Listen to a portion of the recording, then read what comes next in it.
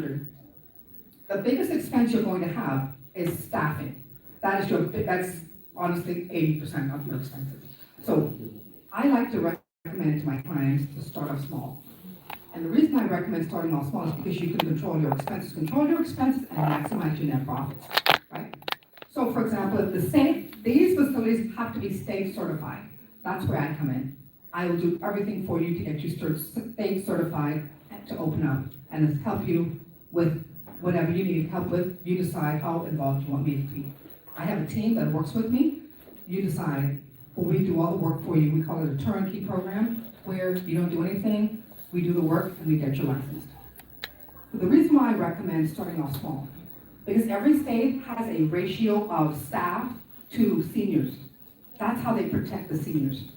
So in Florida, the ratio for non-memory impaired seniors is 8-to-1. So for every 8 residents you have, you only need 1 staff. So what is my magic number here? 8. Because if you have 8, you only need 1 staff per shift. You do need 1 staff 24 hours a day. The people that are in these ALFs can do certain things for themselves. If they are no longer able to do 4 out of the 5 ADLs, then you charge more, or 2, they can go to nursing home. But when they come to you, they may not be able to feed themselves. Someone would probably have to sit and kind of help feed them, maybe help them walk to the bathroom, things like that. Help them in the bathroom. So they need some assistance. But essentially, they're not going outside doing a whole lot, because they are typically may go on field trips, once a week. You may want to do some exercise with them, and you do want to do some things in the facility to help them be social. But they are pretty much there 24 hours. You feed them, and you care for them. Keep your expenses down at 50%. You will net $17,200 every single month in that one house. And then you do it again, and then you do it again. If you go down to 56, I have 2 clients right now ask us to help them find facilities. They want to purchase existing facilities with 30 beds and more. That's fine, because they've been doing this for a while. But if you're new to the industry, I don't recommend that you do that.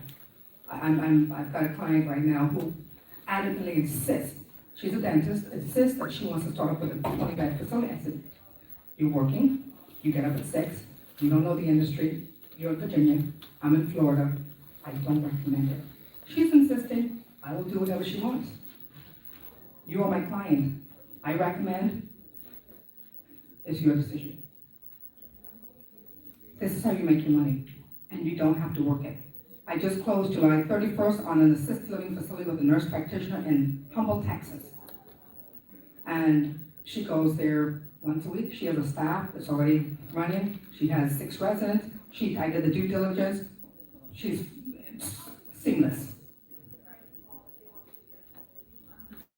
And you net, and you collect your money. You have somebody working it. Now, I always recommend 2 things. You want to know your business. Don't get into a business that you don't know. You got to go learn, get trained. Even if you're not running it, still understand it, because that's how you protect yourself. Go and learn it. I have training online. I have other companies that I partner with that you can be trained on every single thing, every step of the way, just for your understanding and your knowledge. That's what I always recommend. So this is the money slide. This is where you can make your money. Now, you can make money. You start off at 8, you go 16. When you're at 16 residents, you're making about $34,000 a month net. That's pretty decent. That's what, $400,000 net in your pocket per year. That's a lot more than you would get if you did rental. These are the steps to open up a facility, market your facility, and grow your facility. There's a lot of steps, and that is why we help you every step of the way. Because when you think about it, just to open your facility, you don't think about it. You have to find your location, you have to find an architect, you need someone to help you recommend how to build it out, you have to go and get your certificate of occupancy from the city, you've got to get your corporate filing, you have to develop your website, your branding, and you have to do your resident intake package, you have to do your emergency management plan, your fire plan, this plan, and every other plan. We do it for you. We do it for you. And that is what we do. We are your assisted living coach. We help with branding. We help with everything from start to finish.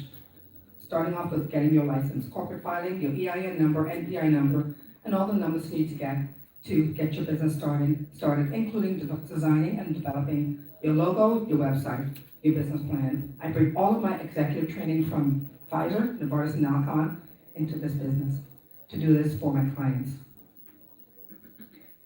If you want to set up a free 30-minute consultation with me, you can just scan that or come to my table and you can set up a free consultation with me on Zoom, and I can answer any additional questions, or if you want to learn more, that's your time to spend with me. Okay. Let's see. One of the things we talked about was relationships and resource collaboration. You can't open up a business without funding. If you need help with funding, I recommend a number of banks that I've kind of vetted, that I know they take care of my clients. I've vetted a few unsecured lenders, lenders who have SBA loans, etc. We also help with that. And we do a warm pass. A warm pass means that once I speak with you and you just tell me what you need, I will get the lender on the phone and along with you, and we will have a first introductory call with 3 of us on the call. So I give a warm pass to make sure you're comfortable with who you're working with as one of my clients. We also have, to open up an ALF, you need policies, procedures, certified emergency management plan, resident package, and we have all of these things available for clients on our website, so you can purchase our policies and all of our forms, all of the forms that you need if you want to do things yourself. But they are available for purchase on our website. So we'll write the policies for you. It's already written, and you can customize it with your company information. As a business coach, we recommend 5 things to our clients for them to be successful. I had the opportunity in September last year to meet Deveaux and John from Shark Tank, and I asked him a question, and he said, well, he learned a lot as he was going through life. He opened FUBU, didn't work. He said, at this point on Shark Tank, he said that he's learned a lot through his mistakes. But he said it's much better to learn from coaches and mentors instead of your mistakes. You'll get to your goal a lot sooner, and you'll save yourself a whole lot of money.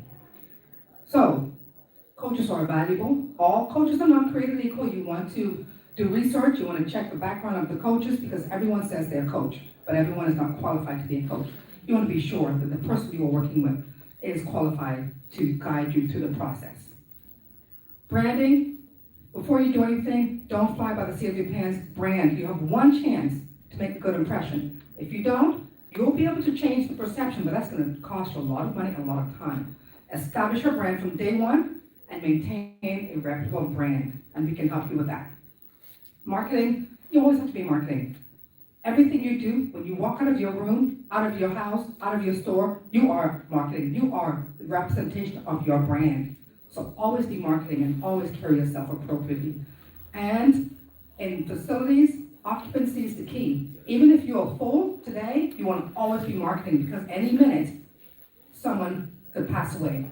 And sad to say, you're going to be crying because they passed away, but you're going to also be crying because you just lost $5,000, and now you have to fill that room. And you're like, oh God, now I've got expenses. Now I just lost you literally lost $5,000. So you're caring for seniors, but you're also building your wealth at the same time. So you always want to be marketing. You want to have a waiting list of people. Unfortunately, it sounds bad, but that's the reality. Staffing. Remember I said it's about 80%. You want to hire the right staff, pay them right, don't nickel and dime them. After COVID, nobody wants to work. So staffing is the biggest issue. So when you find staff, pay them right, train them well, and treat them well, and they will stay with you. That's important. I was in Maryland yesterday. We checked out of the Marriott courtyard, and the lady was at the front, and she was so nice. I said, my son works at Marriott. she said, what does he do? I said, the same thing that you do. She said, no, I'm the general manager. I was like, well, sorry. She was at the front desk. And so she said, well, when you're the boss, when somebody doesn't show up, you have to do the job. Why do I tell you that story? Because if you don't train your staff right, when they don't show up, you have to work. Treat your staff right, have backups, and don't nickel and dime them. It will save you money. This is my recommendation. And control your expenses. If you don't need it, don't buy it. A lot of people, oh, this is so nice. Okay, you don't need it though. That's how you maintain your profitability. Control your expenses, increase your net profits. And we can help you with that, because I actually fight with a lot of my clients because they fall in love with things. I love this so much, but don't do it. It's not a good decision for you. I just saved a guy $1.3 million, and I didn't put the testimonial here. I've been working with him since last December. I said, listen, don't buy that facility unless I vet it first. First one he called, oh, Corlette, I'm closing in 30 days. I said, no, you're not. The state says you have to give them 60 days. You're not closing in 30. So that one, he lost $15,000 because he put down without, he called me and told me over the Christmas. I said, I don't know why you did that. You can't. Lost that money. He called me 2 months ago. I just closed on a house. I'm so excited I want you to come see it. This is a Thursday. I had a meeting with the Alzheimer's Association on Friday. I said, listen, I will forego that. Maybe I can meet you earlier. I'll be a little late. I go there on a Friday evening. Beautiful property. It was $1.3 million. And he was excited. He closed on Thursday, and we're there Friday. And he showed me the stuff. It has a pool. It's on a lake. It has 9 bedrooms. 1, you're dealing with seniors. Pool, bad idea. 2, you're on a lake with seniors. Bad idea. Okay, but I say nothing because he already closed. Nothing we can do about it at this point. Neighbor comes by and says, who's the new owner? He is. Did the seller tell you that your house and the property in the back is sinking into the lake? And the guy standing there, I thought he was going to have a heart attack. He is a doctor from New York, and he's buying a property in Florida, and his cousin was his realtor. Another story that I will tell you about later. You got to listen to me instead of your cousin. Okay? So I said, oh, can we see it? We go next door. He said, see, I have a board there so the house doesn't shift into my house, and it's shifting into the lake. 1, the seller did not disclose that. 2, the realtor did not. 3, the appraiser, obvious, nobody told him. And he had already closed on a $1.3 million home that was not zoned for an ALF. Why are you paying when you're not listing them? That's what I want to know. You're paying me thousands of dollars. Please, try to get more hours, not less. That's how it works. And I was able to get him out of that deal. That's why I saved him 1.3. Because you have to focus. The reason he bought that house, because he fell in love with it. Don't fall in love with anything. There should be nothing in life that I'm starting to tell my philosophy in life, sorry. Don't fall in love with anything that you have to pay for something that you don't want to pay. I don't know how to explain it. Make your decisions based on numbers, stats, and facts, not on emotions. I'm an emotional person. When it comes to my kids, I'm nuts. But when it comes to business, I don't care if I don't like you. I don't care if I love you. If I love you and you're not doing your job, I will fire you. If I don't like you and you're doing a fantastic job, I'm going to promote you. You make your decisions based on stats and facts, not emotions. You will lose every time. That's what we do. We recommend, you decide. This is my show, Aging Puzzle, that is produced by Global Trade Chamber, and they are here. They produce my show every week. It airs on Fridays at 8 p.m. on our YouTube channel, DG Incorporated, or you can also check it out on Global Trade TV, their YouTube channel as well. This is I had an interview with Kevin Harrington from Shark Tank. I mentioned that. It is actually going to be, you should start seeing commercials air starting in September. This is hot off the press. This is just his 15-second commercial talking about what I do and recommending DG Incorporated to help with your goal of reaching economic wealth with assisted living facilities. I don't know if this is going to work, but let's try. Kevin Harrington, an original start from Charlotte. DG Incorporated provides coaching services to help entrepreneurs open and grow assisted living facilities and build economic wealth. Visit their website to learn more. So you weren't able to hear it because the speakers are not connected, but I think you got the gist I'm Kevin Harrington. of what Kevin Harrington. is saying.